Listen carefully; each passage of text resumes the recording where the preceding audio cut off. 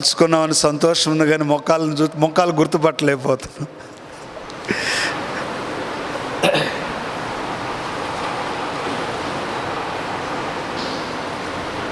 మీ దగ్గర ఉన్నటువంటి cell phones ఇవన్నీ ఉంటే సైలెంట్ మోడ్లో పెట్టండి, లేకపోతే స్విచ్ ఆపేయండి. కొద్ది నిమిషాలు దేవుని ఇంట్లో ఉన్నాం.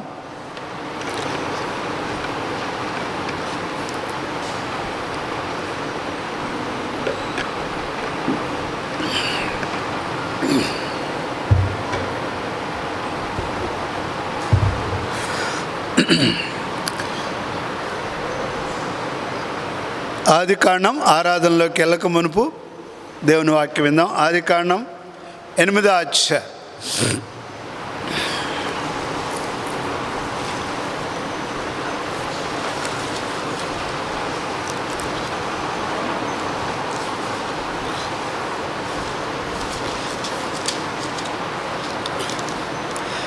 ఆదికాండం 8వ అధ్యాయం.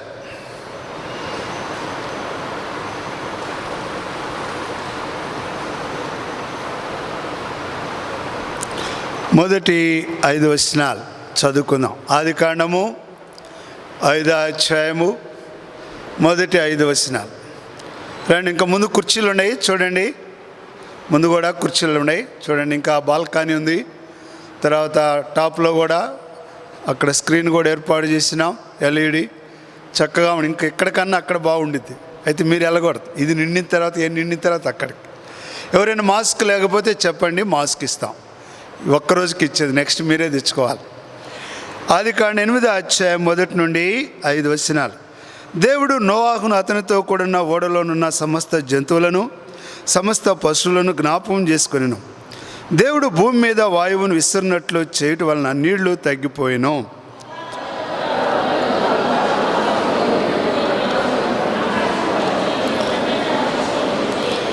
మూడవ వచనం. అప్పుడు నీళ్లు భూమి మీద నుండి క్రమక్రమముగా తీసిపోతుండెను.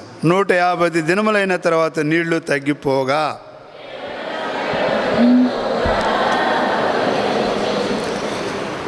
అందరం క్రమక్రమంగా తగ్గుసి వచ్చును. 10వ నెల మొదటి దినమున కొండల శిఖరమున కనబడిన. దేవుడు ఈ మాటలను ఈ సమయం కొరకై దీవించునుగాక. ప్రియులారా, 150 దినముల తర్వాత నోవాహును ఏం చేసిందంటే దేవుడు, మొదటి వచనంలో రాయబడింది, ఏం చేసిందంట? జ్ఞాపకం చేసుకున్నాడు కదా, ఉందన్నమాట. చూడండి మొదటి వచనం. దేవుడు నోవాహును అతనితో కూడిన ఓడలోనున్న సమస్త జంతువులను సమస్త పశువులను జ్ఞాపకము చేసుకుని. దేవుడు ఏం చేశాడంటే అందరినీ, మనల్ని కూడా ఏం చేసినాడు? ఎన్ని రోజుల తర్వాత? నోవా కాలం అయితే 150 దినాలు, మనకి ఇంకా రాలే కదా 150 దినాలు. వచ్చే వారానికైతే ఎన్ని దినాలు అవుతాయి? కనుకనే ప్రియులారా, ఇంకొక వారం ఉన్నట్టుంది. సరే, ఏది ఏమైనప్పటికి కూడా మన జీవితాల్లో ప్రియులారా, నోవా కూడా లాక్డౌన్ తర్వాత, ఈనాడు మనమైతే ఇంటికి లాక్డౌన్ అయినాం.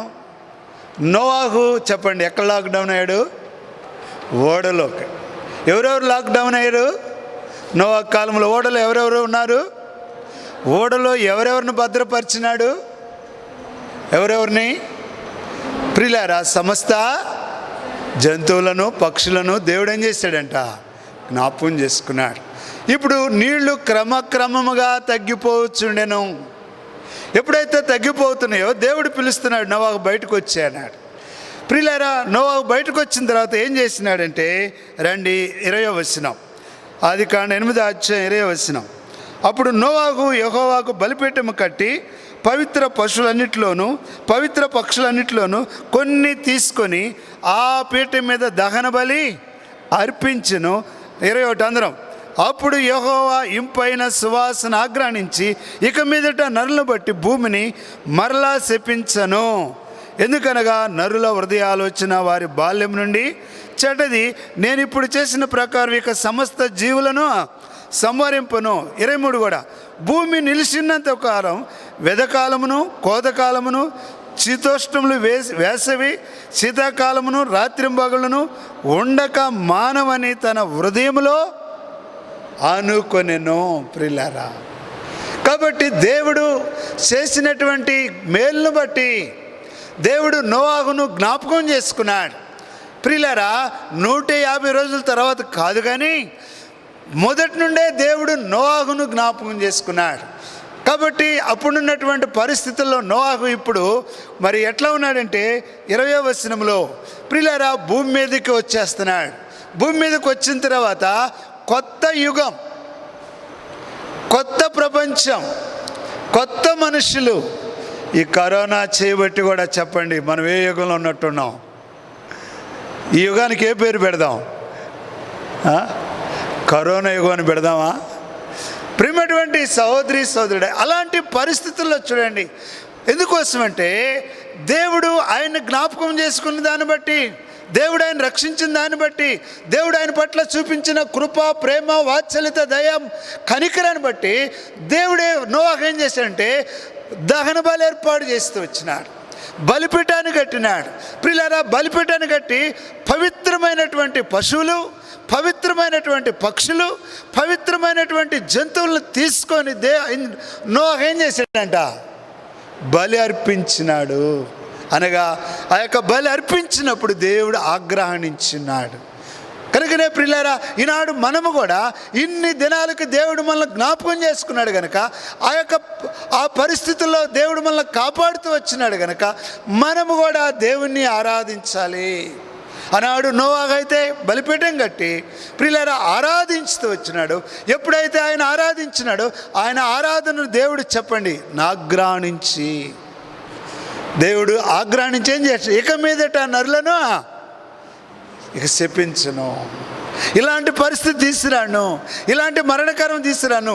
ఎందుకోసమంటే నరుని యొక్క హృదయములో ఆలోచన బాల్యం నుండి చెడ్డదని గ్రహించి ప్రియులారా కొన్ని గుర్తులు, కొన్ని నిబంధనలు చేస్తూ వచ్చినాడు.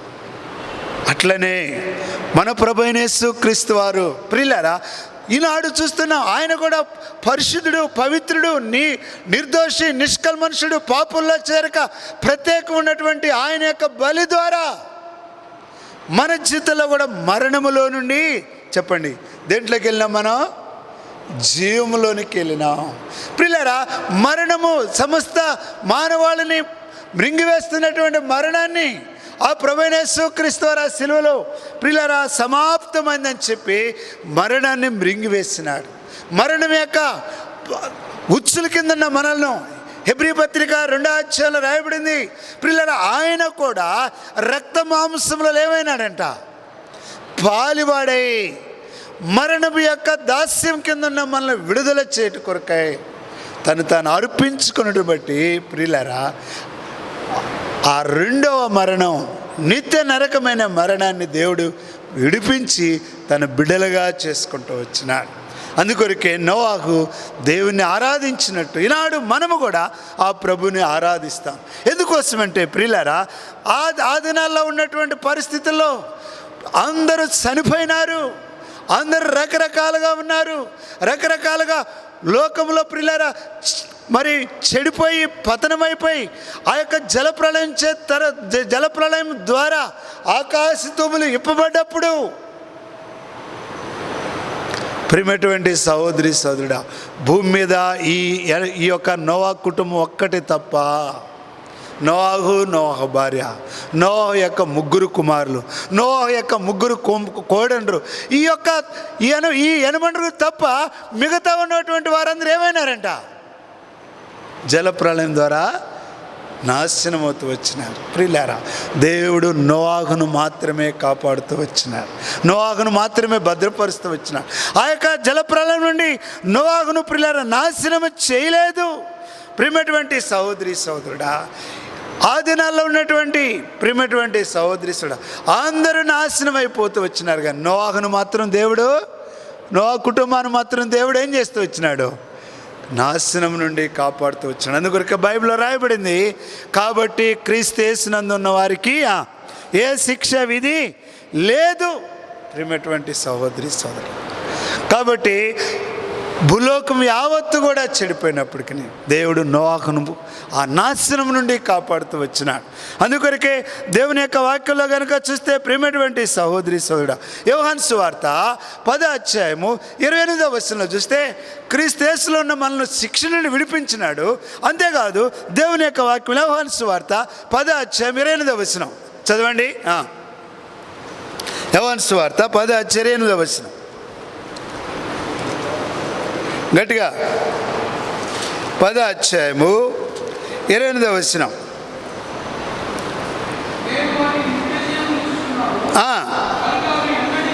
అవి ఎన్నటికి నశింపవు, ఎన్నటికి. ప్రియమైనటువంటి సహోదరి నోవాహును కూడా నశింపకుండా నాడు మన చిత్తంలో కూడా ఈ కరోనా పరిస్థితుల్లో రకరకాలుగా ఉంటున్నప్పుడు దేవుడు మనల్ని కరోనా నుండి విడిపించడమే కాకుండా మన జీవితంలో నాశనం నుండి తప్పిస్తూ వచ్చినాడు. ప్రియమైనటువంటి సహోదరి సహోదరుడా, రెండోదిగా చూస్తే ప్రియులారా, మరి ఓడ మీద, ఆ ఓడ ఎవరంటే ప్రభువైన యేసుక్రీస్తు వారే. ఆ ఓడ ద్వారానే ఆ నాశనం నుండి తప్పించబడుతూ వచ్చినారు. రెండోదిగా చూస్తే ప్రియులారా, ఆ యొక్క పైనుండి ఆకాశతూములు ఎప్పబడ్డప్పుడు పైనుండి దేవుని ఉగ్రత ఎవరి మీద పడుతుందంటే ఆ ఓడలో ఉన్నవారికి ఏం తగలతలేదు, కానీ చెప్పండి ఓడ మీద పడుతుంది. అనగా తీర్పు నుండి తప్పించబడుతూ వచ్చినారు. అందుకొరకు యెషయా గ్రంథం 53వ అధ్యాయము 8వ వచనంలో ఈ మాట రాయబడింది. యెషయా గ్రంథం 53వ అధ్యాయము 8వ వచనం. యెషయా గ్రంథం 53వ అధ్యాయము 8వ వచనంలో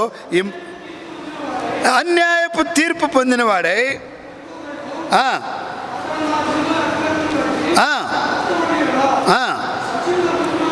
చూసినాడు ప్రియులారా, అతడు నా జనుల అతిక్రమమును బట్టి మొత్తబడెను. ప్రియులారా, ఆ యొక్క జల ప్రళయం యావత్తు కూడా ఓడ మీద పడ్డట్టు ప్రభువైన యేసుక్రీస్తు వారు కూడా ప్రియులారా ఈనాడు మన చిత్తంలో కూడా ఆ భయంకరమైన అన్యాయపు తీర్పు ఎందుకోసం అంటే రాబోయే ఉగ్రత నుండి, నరకం నుండి తప్పించుట కొరకై ఆ రీతిగా ప్రియమైనటువంటి సహోదరి సోదరుడా ప్రభువైన యేసుక్రీస్తు వారు తీర్పు పొందుతూ వచ్చినారు. అందుకొరకు యోహాను సువార్త 3వ అధ్యాయము 18వ వచనంలో కూడా ఈ మాట రాస్తున్నాడు. యోహాను సువార్త 3వ అధ్యాయము 18వ వచనంలో కూడా ఈ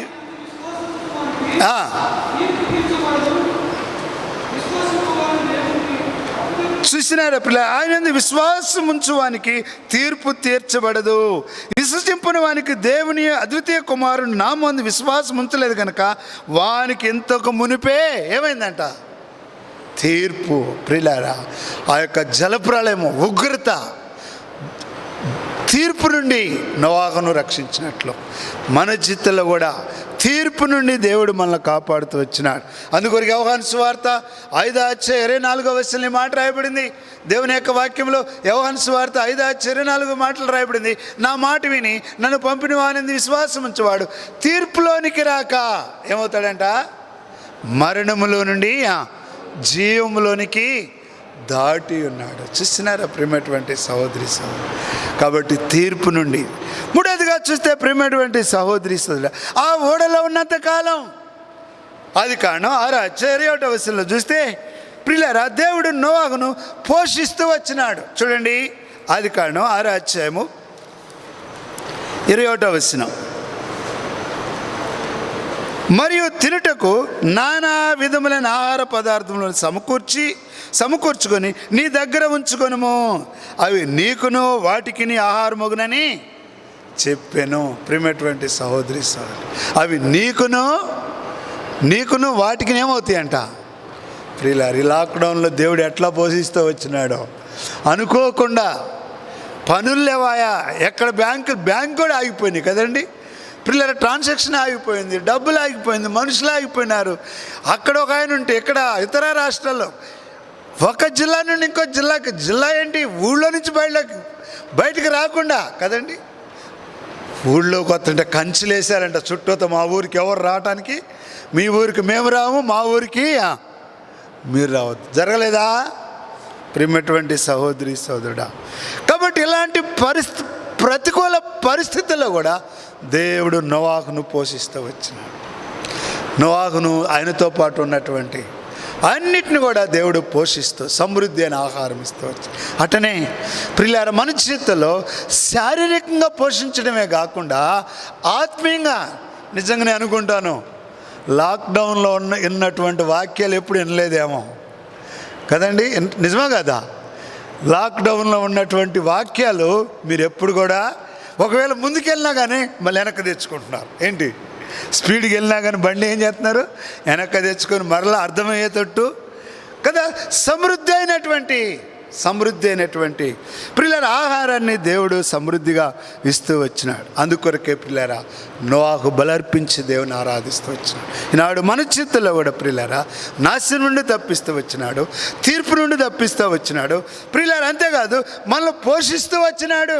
నాలుగోదిగా చూస్తే ప్రియులారా ఆ యొక్క 7వ అధ్యాయము ఆదికాండం 2-3 వచనాలు చదివితే, ఆదికాండం 7వ అధ్యాయము 2-3 వచనాలు, ఆదికాండం 7వ అధ్యాయము 2-3 వచనాలు.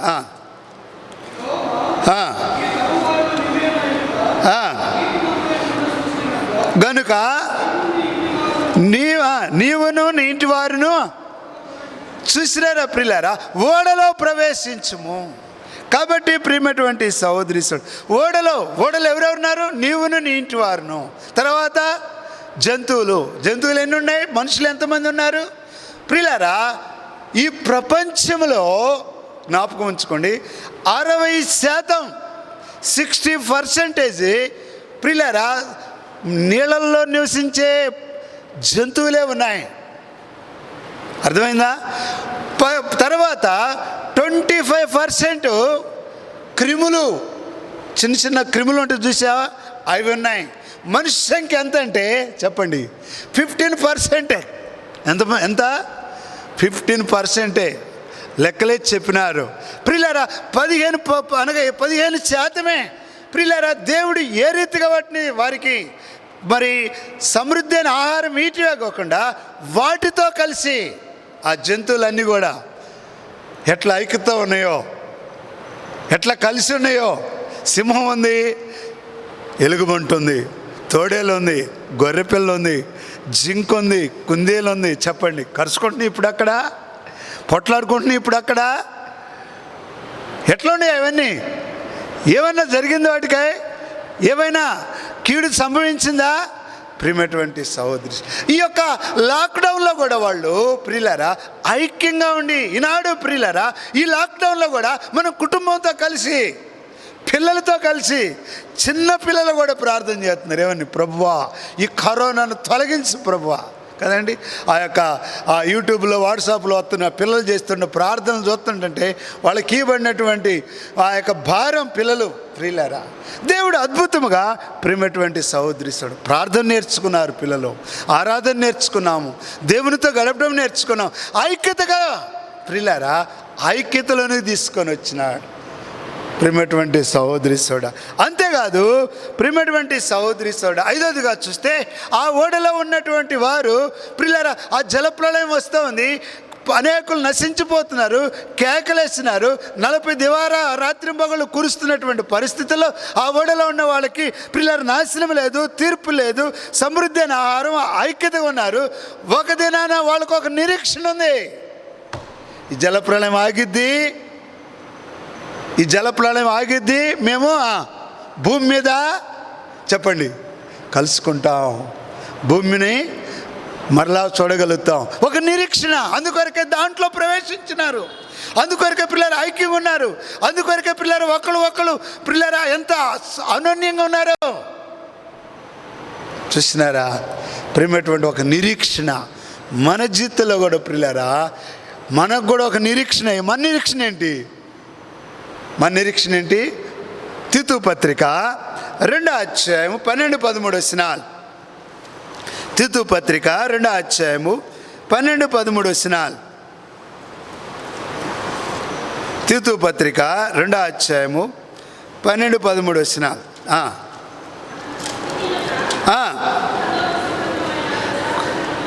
కొంచెం ముందుకు రాక, ఎవరో నాకు వినపడతలేదు. ఇటు రండి, ముందుకు రండి చదివాళ్ళు ఎవరిని ఉంటే. తీతు పత్రిక 2వ 12 వచనం. భక్తిహీనతను ఇహలోక సంబంధమైన దురాశలను విసర్జించి శుభప్రదమైన నిరీక్షణ నిమిత్తము అందరం అనగా మహాదేవుడును మన రక్షకుడైన యేసుక్రీస్తు మహిమ యొక్క ప్రత్యక్షత కొరకు ఎదురుచూచు ఈ లోకంలో స్వస్థ బుద్ధితోను నీతితోను భక్తితోను బ్రతుకుచుండాలని మనకు బోధించుచున్నది. 14 కూడా ఆయన సమస్తమైన దుర్నీతిని మనల్ని విమోచించి సత్క్రియంద ఆసక్తి గల ప్రజల కొరకు తన కోసం పవిత్రపరుచుకొని తన సొత్తుగా చేసుకుంటూ తను తానే అర్పించుకున్నాడు. కాబట్టి శుభప్రదమైన నిరీక్షణ కనుకనే ఏంటంటే ప్రభువైన యేసుక్రీస్తు వారు వస్తాడు, మధ్య ఆకాశంలోనికి మనల్ని తీసుకొని పోతాడు. ప్రియులారా, అప్పుడు ఈ యొక్క భయంకరమైనటువంటి 7 ఏండ్ల మహాశ్రమల నుండి ప్రియులారా మనం మార్చబడతాం. అప్పుడు మన యొక్క కన్నీరు ప్రియులారా తొడవబడుతుంటుంది.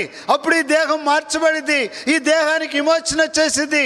ప్రియులారా, ఈ దేహానికి వచ్చింది, ఈ ఆత్మకి ఇచ్చేసాడు. ఇప్పుడే ఆయన విశ్వాసం ఉంచి క్రీస్తు రక్తం చేత కడగబడ్డాం కాబట్టి ఆత్మకి విమోచన వచ్చింది. ఈ దేహానికి ఎప్పుడంటే ప్రభువైన యేసుక్రీస్తు వారు మధ్యాకాశంలోకి వచ్చినప్పుడు ఈ దేహం మార్చబడింది, దేహ విమోచన జరిగిద్ది. ప్రియులారా, ఆ దేహ విమోచన మధ్యాకాశంలో మరలా భూమి మీదకి వచ్చినప్పుడు ఏ ఏండ్ల పరిపాలనలో చెప్పండి, కొత్త ఆకాశము కొత్త భూమి అనగా ప్రపంచానికి విమోచన. ఇది ఎన్నిటి కూడా విమోచన ఉంటుంది. ప్రియులారా, అప్పుడు ఇశ్రాయేలుకు కూడా విమోచన కలిగిద్ది. కనుకనే ప్రియమైనటువంటి నిరీక్షణ మన ప్రభువైన యేసుక్రీస్తు మనకిచ్చినటువంటి శుభప్రదమైన నిరీక్షణ. అందుకొరకే 2 పేతురు పత్రిక 3వ అధ్యాయం 13వ వచనంలో రండి. ముందు ఒకటి కూలి ఉంది, కాళీంద్ర రమ్మన్. 2 పేతురు పత్రిక 3వ అధ్యాయం 13వ వచనం. 2 పేతురు పత్రిక 3వ అధ్యాయము 13వ వచనం.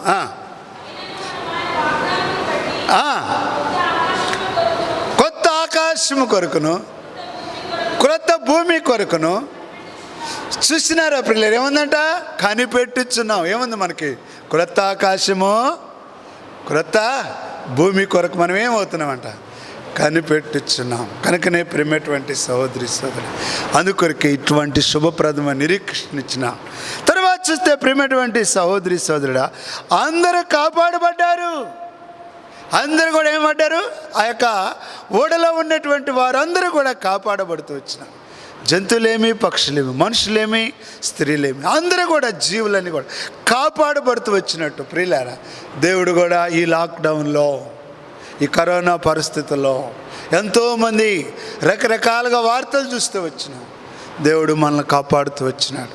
అందుకొరకే దేవుని వాక్యంలో రాయబడింది ప్రియులారా, తొట్టిల్లకుండా కాపాడుకును, తన మహిమ ఎదుట నిర్దోషులుగా నిలబెట్టుకును శక్తిగల రక్షకుడు. అంటే ఎవరంటే ఆయన శక్తిగల రక్షకుడని. యోధా పత్రిక 1వ అధ్యాయం 24వ వచనం. ఇది 6వదిగా చూస్తే, 7వదిగా చూస్తే ప్రియులారా, ప్రేమటువంటి సహోదరి సోదరుడు 8వ అధ్యాయం ఆదికాండం 8వ అధ్యాయము 17వ వచనం. ఆదికాండం 8వ అధ్యాయము 17వ వచనం. ఆదికాండం 8వ అధ్యాయము 17వ వచనం చదవండి.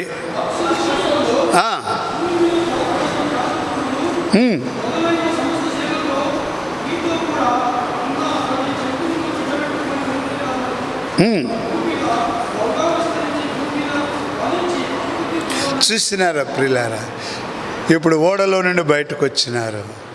ఇప్పుడు ఎట్టుందంటే వాళ్ళకి అందరికీ చెప్పండి, క్రొత్త ఆకాశము క్రొత్త భూమి మనకు ఉన్నట్లు వీళ్ళకి ఎట్లా ఉందంటే చెప్పండి, కొత్త మనుషులు, కొత్త ప్రదేశము, కొత్త విధానం. ప్రియులారా, అన్నీ కూడా కొత్త యుగం. కనుకనే ప్రియులారా, ఈనాడు దేవుడు మన జీవితంలో కూడా నూతనమైనటువంటి యుగంలో కొత్త రకంగా దేవుడు మనల్ని నడిపిస్తున్నాడు, కొత్త రకంగా చేస్తూ వస్తున్నాడు. అందుకొరకే ప్రియులారా, నోవాహు ఏం చేసినాడంట? బలర్పించినాడు. అందుకొరకు నోవాహు ఏం చేసినాడంట? పవిత్రమైనటువంటి పశువులు, పవిత్రమైనటువంటి జంతువులు, పవిత్రమైనటువంటి పక్షులను దేవుడికి బలర్పించినప్పుడు ప్రియులారా, ఆ యొక్క ఓడ మరి కాపాడబడిన విధానాన్ని బట్టి ప్రియులారా, మనం చూస్తూ వచ్చినాం. అట్లనే ప్రభువైన యేసుక్రీస్తు వారు కూడా ఆయన కాపాడుతూ వచ్చినాడు మనల్ని. అనగా 7 విషయాలు చూస్తూ వచ్చినాం. నాశనం నుండి కాపాడుతూ వచ్చినాడు. రెండవది, తీర్పు లేకుండా చేస్తూ వచ్చినాడు. మూడవది, సమృద్ధైన ఆహారంతో ఈ లాక్డౌన్లో ఆత్మీయంగా శారీరకంగా పోషిస్తూ వచ్చినాడు. నాలుగవదిగా, ఐక్యత, పిల్లలతో కుటుంబంతో కలిసి ఉండేటువంటి సహాయం చేస్తూ వచ్చినాడు. ఐదవదిగా, గొప్ప నిరీక్షణ మనకు కలుగజేస్తూ వచ్చినాడు. ఐదవదిగా, ఆరవదిగా అందరం కాపాడబడ్డాం. ఏడవదిగా చెప్పండి, కొత్త యుగం కొత్తగా ఉంది కదా. ఏంటి ముసుగులేంటి, మాస్కులేంటి, మందిరాలు ఎట్లేంటి, ఇవన్నీ కూడా ఒక కొత్త విధానంలో దేవుడు నడిపిస్తూ వస్తున్నాడు. అందుకొరకే ఆ ప్రభుని నోవాహు ప్రియులారా ఈ రీతిగా ఉండి ఆ యొక్క బలర్పించుతూ వచ్చినాడు. ఇరుకులు, ప్రతికూలతలో, ఎన్నో పరిస్థితుల్లో దేవుడు కాపాడిన విధానాన్ని బట్టి ఆ ప్రభుని ఆరాధిస్తూ వస్తున్నాడు. మనము కూడా కొద్ది నిమిషాలు మరి ఆరాధిద్దాం, కొద్ది నిమిషాలు దేవుని గణపరుద్దాం, కొద్ది నిమిషాలు ప్రభుని స్తుతిద్దాం, కొద్ది నిమిషాలు మరి దేవుని వాక్య వెలుగులో ఒక ఆరాధించండి. నేను మరి క్లుప్తంగా ఉండాలి, అందరూ ఆరాధించాలి. తక్కువ టైంలో మిమ్మల్ని క్లోజ్ చేయాలి. ఎందుకోసం అందరూ ముసుగులు ఉన్నాయి, అందరూ మాస్కులు ఉండి ఎట్లా గాలి పీల్చుకుంటారు, పీల్చుకోలేరు. ఈ మాస్క్ తీస్తే ఎప్పుడు ఆ ఆఫీసర్ వస్తాడో చెక్కింగ్ తెలవదు. ఎక్కువసేపు మీరున్న గాలి మంచిది కాదు. అందుకొరకే కొద్ది నిమిషాలే మీకు అవకాశం ఇస్తున్నాం. ఆరాధిద్దాం, ఆరాధించు.